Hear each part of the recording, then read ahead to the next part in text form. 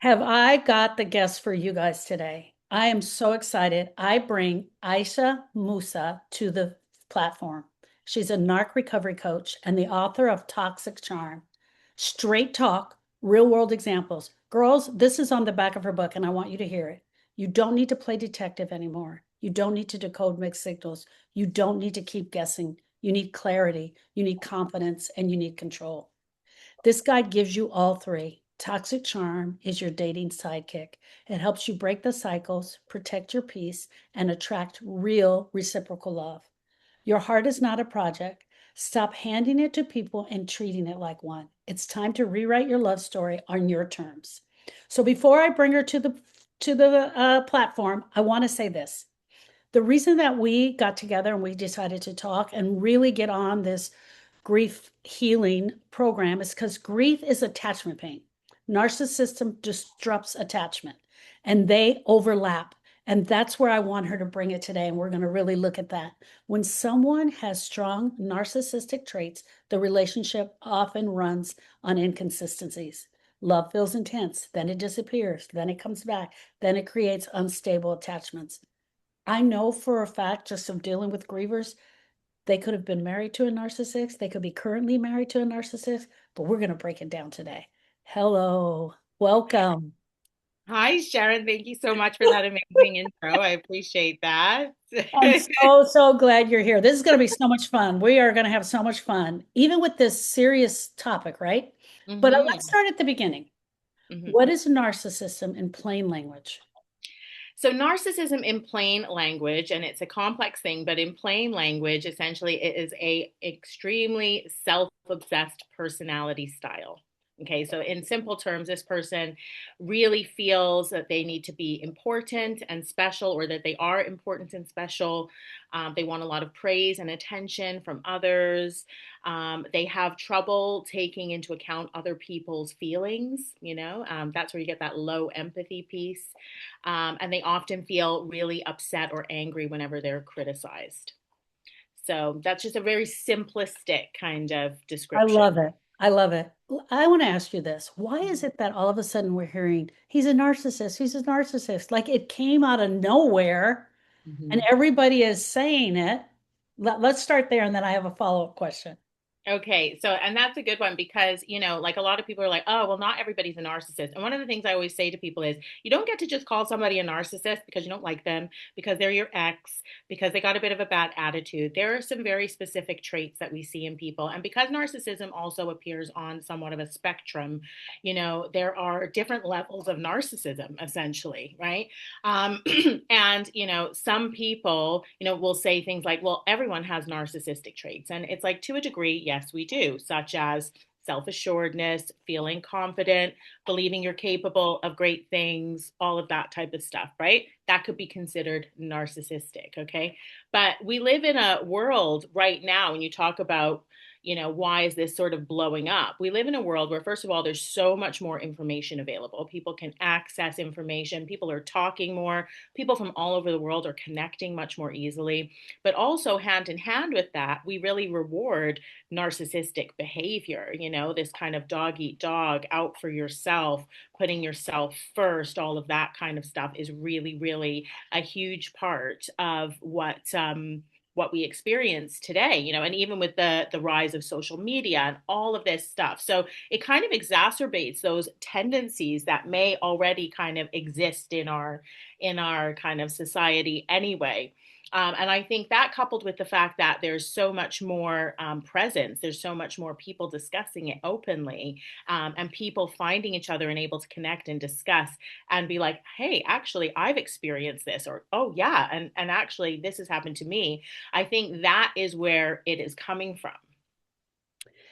Can a man or a woman be a narcissist? Absolutely. Why does it seem like it's just stuck on men so much? Why do I Well, feel like I feel that way? there is definitely, like, when they look at clinical data and things like that, there are more men with diagnosis of narcissistic personality disorder, right? And there will be a ton of people who actually would probably, qualified with a diagnosis of MPD, but are not diagnosed because they're never going to get in front of a psychologist and actually, have that process complete. But, the clinical data shows that it does seem to impact more men than women. That's not to say that those numbers are, you know, as accurate as we'd like them to be, really, because we can't, like I said, there's probably a lot of undiagnosed narcissistic people out there. And I think that does play a part in that, but it's definitely something that you see more. And I think when you consider that women are probably stereotypically a little bit more open to having these conversations and being open about feelings and discussing experiences, it's probably that more their experiences are being showcased. But definitely in my work as a narc recovery coach, I experience both men and women coming to me and showing me and talking to me about their situations, and we're seeing that same behavior in both male and female counterparts. Does the narcissistic person need to have a diagnosis? So if I No. were married to someone who I all of a sudden did the research and figured out he was narcissistic, and I came to you and did some work, Mhm. would I have to have him diagnosed in order to do my work? No.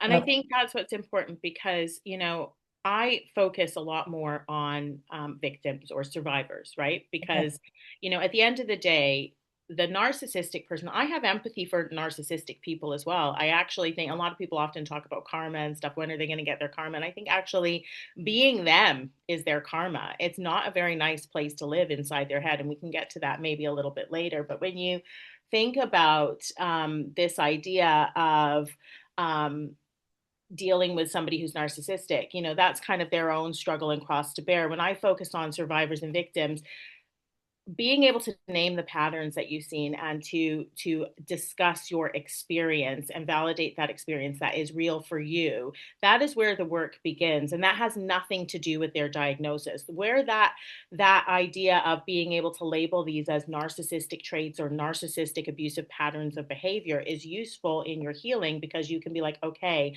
I can put a name to what I'm experiencing. I can start to get some clarity where there was confusion. It's a little bit like when you're experiencing some symptoms, but you don't know what it is. And then Yeah. being able to put a name to it is really useful, because then Yeah. you can start to, get the right therapies, or you can, use the right tools and strategies and techniques. And I guess it's kind of that. And I always say to people, like, I'm not a psychologist, I'm not even a psychotherapist. So, I am not somebody who can diagnose somebody with narcissistic personality disorder. And quite honestly, just based on somebody else's experience, you can't do that, right? You would need, Right. that person has to be involved. And I think part of the difficulty with the nature of narcissism is that it's very difficult to actually have that person fully engaged in an honest and authentic way that really shows the I guess some of the drivers of their behavior, if that makes sense, which is part of what is needed to have an accurate diagnosis and all of that. In fact, a lot of psychologists who I've seen through research and who I have interviewed have said that when they've dealt with narcissistic patients, a lot of times they've come to them through, intervention from family. It's other people in their lives who are bringing them to the situation. It's not necessarily them Right. recognizing that they are having these problems, because in their mind, everything is external. It's everyone else's problem. It has nothing to do with them. Introspection is a real problem for this personality style, and it's incredibly rigid. What about, okay, the difference between just selfish behavior and narcissism? They must run pretty close. Mm-hmm. And I want to make it a two-part question. Mm-hmm. And are you able to see when you're actually working with someone, when they come with you, are you like, no, do you break it down for them? That's more on the selfish side, or you just go straight in as the narcissistic? I mean, I'll be honest with you. A lot of times when I'm working with a client, I don't even use the term narcissist. And you might be like, what? But like I said to you before, it's not so much about them. We can label these patterns of behavior. More than anything, I'm helping people identify the patterns, which oftentimes when you're in that situation, you can't see, right? But we're talking about the person they've been in a relationship with. Sometimes this is somebody they were married to for 30 years. Sometimes this is somebody who is a parent figure. Sometimes this is somebody who is a sibling. Do you know what I mean? So Yeah. these people play different roles in somebody's life. So even though, you see a lot of content out there and it's like the narcissist and whatever, and it's just this big bad wolf character, but the reality is that's not real life. So when I'm discussing something with somebody, I might use the term narcissistic behavior patterns or things like that. But because, especially as well, with that person not being diagnosed, I'm not going to focus on that being um, the descriptor that I use. I'm talking about what are the patterns that we see. Well, this is a very common dynamic that you're going to see. The making you think that you're crazy, the inability to take accountability, the projecting back onto you, all of those kinds of behaviors. So we get into that. And how does that make somebody feel? How did that show up Right. for you? What were and the focus is on them because, again, the person that I'm working with is them. The purpose of understanding the narcissistic patterns is to help them gain clarity and understand what they've been experiencing. That is very interesting. So here I have a question for you then. In Mhm. my grief work, a lot of times what people want to talk about is the grief, right? And they want to talk about their relationship with their person that they've lost, right? So this person is no longer here. A lot of is it around losing the person, what our relationship was like. How do you actually do that in your work? How do I deal with wanting to Yeah, talk about? really wanting to talk about it because I would imagine there are people that come in and they all they want to do is badmouth the whole situation or them. So how are you turning them around and saying, okay, let's start here? Well, actually, it's interesting. Most people, they're just when they come to me, because a lot of the people I deal with are dealing with romantic relationships, Yeah, right? And they're just confused. They're confused and they're devastated. They're shocked. They're like, I don't know what's wrong, what's going on. And they are essentially, now that they've started to understand, wait a minute, yeah, that happened to me. Wait a yeah, minute. Yeah, I experienced that as well. Oh my gosh. Yes, I'm starting to unravel this. Like, I mean, for me, I read I read a book by Dr. Ramani, who's a wonderful expert in this field. And my saw my life jumping off the pages, and it was absolutely crazy to me. It was like, whoa, I didn't expect that. A lot of people actually who are on this journey of healing, usually post discard, haven't even thought, oh, this person is a narcissist. They've started right. to try and find healing and try and gain clarity and understanding of what they have experienced. Because one thing they will not get from the narcissistic person is closure, because that would involve Yeah, accountability and responsibility and honesty and all of those things. And so they're coming from that place, of needing clarity. So often that's where they're sitting, and they now need to kind of go back through and unpack almost all of these memory files with this new lens. And it's like yeah, going, oh my gosh, wait a minute. That was this. That was that they were lying when they said that, because yeah, actually this was happening at this time. And it starts to become about putting together the puzzle pieces and all of that. And to be quite honest, like, you do need to leave room for them to do that. Rumination is often a really key kind of part of it as well, part of the process, because it's just that the brain trying to like make sense of it, like, oh my gosh, and there's so many things to unpack and go back through with this new lens. So there has to be a little bit of space for that. But I always say, because I do signpost people to the right services, sometimes people aren't ready to work with a coach. Actually, they need to do some therapy first, yeah, right? yeah, Because what I'm doing is not therapy, and I always like to be yeah, really clear with people that it's not therapy. I tend to get to work with people when they're still feeling stuck. This is after the fact. They're not getting the kind of momentum that they want. They want to start setting goals. They want to start understanding what happened to them, but they're ready to start actually making some active progress. And actually, that's what a lot of clients have said to me they felt is like the benefit of working with a coach over a therapist if they're not able to do both, because I think ideally they can do both. But was that they feel like sometimes, because I'm not bound by the same rules as a therapist, yes, so I think it allows me that freedom to say, okay, and really challenge some of the things that they might be thinking about or saying, or offer more, explicit guidance that I know works for people. And that's something that a therapist isn't allowed to do, if that makes sense. yeah, absolutely, So that's absolutely. kind of how I'm able to get them on that track of movement, getting a bit more momentum and getting out of that space. One of the questions that I often ask is, and because it comes up a lot for me in grief work, is that um, you could still absolutely love this person. You can still absolutely love them, number one. You Mhm. can stay in a relationship with them. You talked about looking through it with different lenses, right? Looking at it with different lenses. Some people can actually decide that they're going to stay there, that they're Yeah. going to stay because now they're more aware of it. They may have tools on how to deal with certain things. Some people just feel like this is a comfortable place without withdrawing. I think this is where I'm at. A lot of people say, "Oh, he's a narcissistic. Run. He's a narcissist. Run from that relationship. Get away as fast as you can." But love and a diagnosis or a narcissistic style person can both exist on the same playing field. I guess I'm struggling to get this question out. So that's where I'm at. Like you can really love that person and still be stuck. Yeah, well, because it's real life, right? Like when people say go no contact and do this and do that, like I always thought when I do a lot of lives on TikTok and things like that, and when I'm interacting with people, they're often, I'm always clear about saying when we say something like no contact, that's a big deal. Yes. Someone deciding to be like, oh, just go no contact, that might be somebody's husband or wife. Yes. And actually, being no contact means we're ending a marriage, we're selling Yes. a house, we are changing our lives. Like, this is not a small thing. And it's very easy for people to talk very flippantly in that way. And it's like, no, let's just be clear and understand that this is complex, it's nuanced. There is going to be a different situation that works for other people. I can definitely help people see patterns that are, and the thing about patterns is they repeat, right? Yes.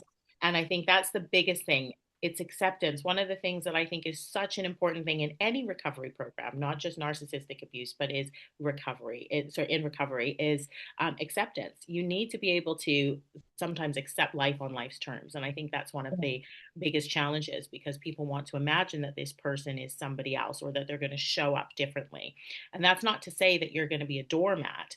That's just to say that you may love this person, you may still want to stay in this space, but you have to understand that you're Yeah. making yourself crazy if you're Yeah. trying to expect them to suddenly wake up and be a different human being because they're just not going to do that.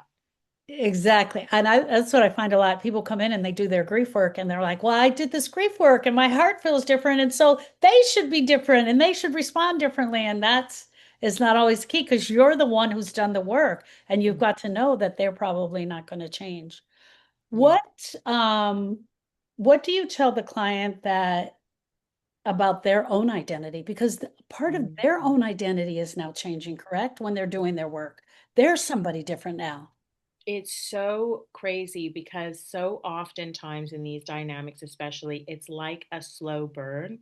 So, Mm, very slow, like conditioning, like oftentimes people don't realize they've become so far removed from themselves that it's like I liken it to like someone going for a swim at the beach and the current's taking you out further and further, and suddenly you look back and you're way further away from the beach than you ever realized. And it's like that. It's like, oh my gosh, how have I become this other person? Or right. where did I disappear to? So, a huge part of the work that I do is around rebuilding self trust, reconnecting to yourself. And that's a huge part of the recovery process because when you are conditioned to put somebody else's needs above your own all the time, and I believe women are very much conditioned this way, Yeah. societally, Yes. to put the needs of others above themselves, to be selfless, all of that. And I think you become so conditioned to also um, walk on eggshells and to preempt somebody else's reactions and mood and feel responsible for their mood and their healing, even just how everything, all of the load of the relationship is often placed on the victim, and they will often feel um, like they have to abandon themselves. And I always talk to people about this. Human beings have two core needs, and one is attachment, and the other is also authenticity, right? And I know Gabor Mate talks about this as well. And he's somebody I love to listen to as well. But he was saying, he says the same thing that, Attachment, we need that attachment, but authenticity is also so important, but attachment trumps authenticity every time. And so, that is why self abandonment is always such a huge theme. So, when these relationships explode, or eventually there is a discard, or the end of this relationship comes, or the person has kind of woken up to the fact that this is my reality, that is the work that still needs to kind of be done. Right. Beautiful. Man, so deep. Okay, here's my final question. What does real recovery require, do you think, for most of us to get, for most of these, your clients, to get closure, to get completion, to get, what does it require? Maybe just one thing. I don't know. That's a deep question, and I know we could be in a whole podcast just on that. Yeah, for What sure. would you think would be the one main thing? That's a hard one because there's a few components that I think are very important to healing. And I think one being the willingness, right? The willingness to be open and to be teachable and to change your mind, to Yeah, change your opinion, to maybe think differently, to learn something new about yourself, maybe to have a new paradigm, a new way of looking at things. I really think that having some core shifts in how you view the world make a huge difference in recovery. Like I truly believe if you can see, and I think this is honestly a life lesson, truly. If you can see every challenge as an opportunity for your growth, I do believe that is life changing in recovery because that is you being teachable. mhm, That is you being open to the fact that these experiences may offer something for you to learn yourself mm, about you. And that's not to say that everyone deserves to be abused or should have to suffer, but suffering is a part of life. yes, And I believe that when we start to view how our experiences shape us and what they mean in our lives and the stories we then attach to them are different. When you can see yourself as, what, I'm not this broken shell of a person. I may have been there, but yeah, this is what I've learned about myself. And what an amazing place to be now that yeah, I have, accepted this lesson and been able to grow from it. yeah, So I do think it is really has a lot to do with your mindset about your life and about your experiences. Because even if you think about narcissistic people, they externalize blame all the time. It's like yes, pathologically externalize blame. So, oh, well, I only did that because you did this. yeah. Did that because, well, I wouldn't be doing this. I'm only doing this because you're doing this. If you weren't doing this, everything, if everyone would just go away, everything would be fine. you know, well, we can't live like that, right? That's not how the world works, right? And so if that's where you live all the time, you never change and grow because you're never willing to Yes, look introspectively and say, you know what can I learn about me? What am I gonna, how is this gonna change and shift me? So I think that's a game changer in recovery. It may not be the one and only thing, but I think oh yeah, but I agree with you. Like you have to be ready, willing, and able. But I'm going to add on to that, and that was my follow-up question. I often tell grievers that you don't have to be ready. You don't, there's not going to be this moment where you're like, I'm ready to do my work now. You're not going to you're going to be scared shitless, yeah, and you need to do it anyway. And that's where I talk about courage a lot, having the courage. Courage is fear, knowing there's yeah, fear there. You're scared on the inside, but yeah, you're going to do it anyway. It's like yeah, stepping into it because yeah, all of it, you're stepping into the unknown. yeah. And all of that unknown is so, so scary. Mhm. This will be my final question. Do we end up having a relationship with the person in the end? Or is going away and turning away from them the only option? Can you have a workable relationship with someone that you were in that is has a narcissistic trait? I think yes. Okay.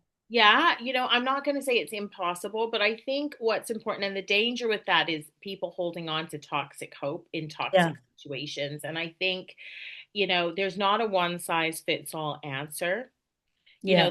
The reality is that, without knowing the specific circumstances, it's hard to give a generalized response. But Yeah.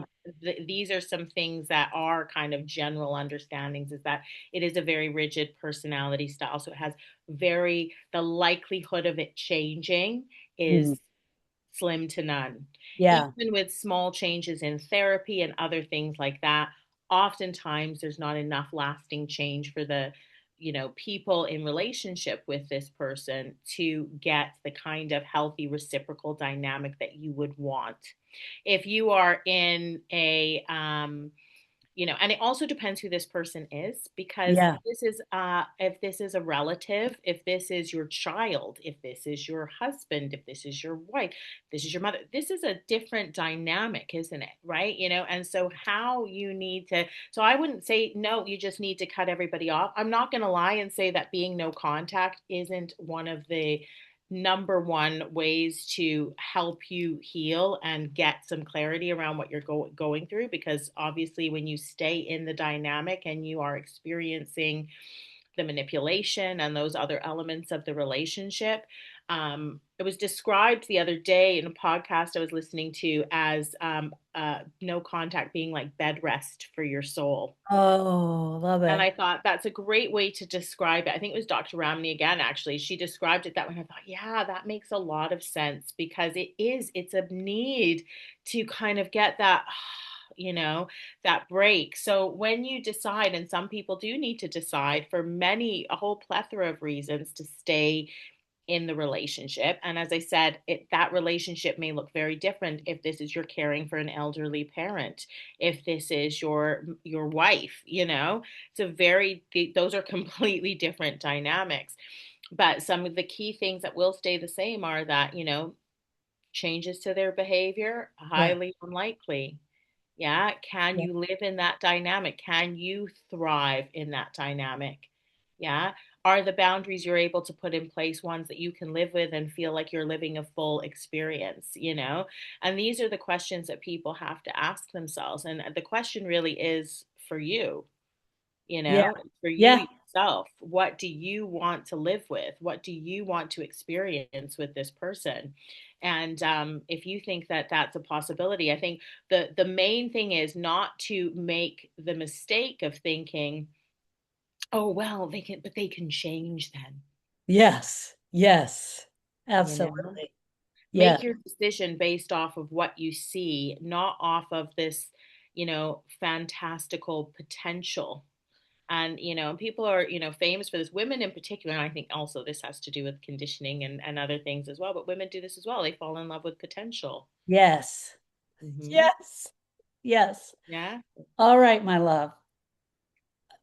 Beautiful people have heard this podcast and they really want to get in touch with you. Before you tell them Hmm. how to get in touch with you, what could they expect when they get in touch with you and who should be really reaching out to you?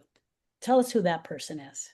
Oh, amazing. So, I mean, I work with men and women, but majority of the people I work with are women who have experienced usually a discard from a romantic partner.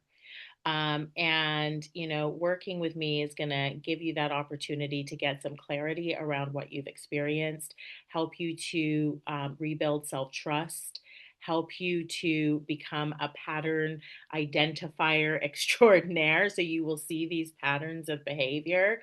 I always say, once you see them, you can't unsee them. Yes. And and that's quite a powerful tool. But I think the biggest thing is the reconnection to yourself. That is the huge, legacy. What I would love to be the legacy of my work for sure, is to empower women and allow them to feel that. So, my ideal client is somebody who is ready to take next steps. They're ready to say, you know what, it's time for me to step into this next version of me and to understand and kind of metabolize what has happened, right? And so people can get in touch with me for coaching. I obviously coach people one to one, but I do group coaching. And you'll see me a lot on TikTok. I love a bit of TikTok. So you'll Oh, see some lives and making some social media videos. Love that. But I also write articles and things like that as well. Awesome. I love it. I love it. And then what is your handle that they can reach you at? And I'm going to put it all in the link. Oh, thank you. So I'm at Narc Recovery 5 on TikTok, and you'll see my little face there. Yeah. But I'm also putting together a really, really cool kind of multidisciplinary coaching practice. So Oh, wow. please look for that coming soon. I don't have my domain finalized yet, so I can't give you that website, but that will be on my social media very soon. You can also find me on Instagram and LinkedIn. So.